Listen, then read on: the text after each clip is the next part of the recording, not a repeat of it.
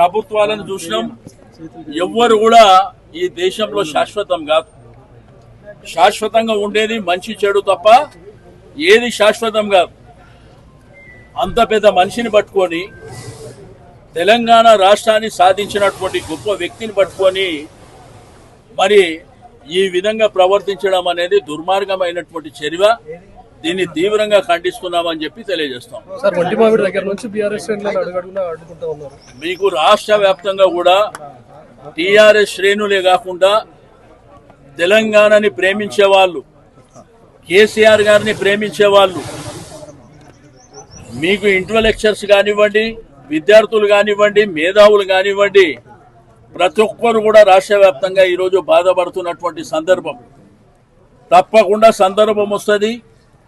ఆ సందర్భం వచ్చినప్పుడు తప్పకుండా ఈ కాంగ్రెస్ ప్రభుత్వానికి బుద్ధి చెప్తామని ప్రజలు డిసైడ్ అయి ఉన్నారని చెప్పి నేను ఈ సందర్భంగా తెలియజేస్తా ఉన్నాను.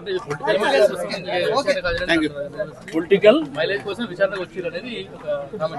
మరి నువ్వు చెప్పి ఏం చేయాలి, దేనికోసం చెప్పా, దేనికోసం వచ్చింది దేనికోసం వచ్చిందో మీరే చెప్పండి. పొలిటికల్ మైలేజ్ ఏముంది? మున్సిపల్ ఎన్నికల సమయంలో వీటన్నిటిని డిస్టర్బ్ చేయాలని పోలీసులు నోటీసులు అన్ని డిస్టర్బ్ చేయాలని చూస్తుండ్రు, ప్రజాస్వామ్యాన్ని పూర్తి చేయాలని చూస్తుండ్రు. తప్పకుండా ప్రజలు చర్మగీతం పాడతారు.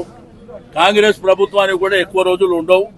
డెఫినెట్ గా బుద్ధి చెప్పేటువంటి సందర్భం కూడా వాళ్ళు వెయిట్ చేస్తున్నారు ప్రజలందరూ కూడా.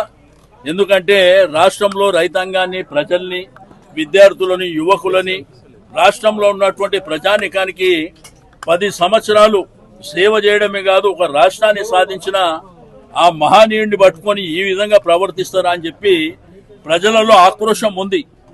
కానీ సందర్భం వచ్చినప్పుడు బయట పెడతారు.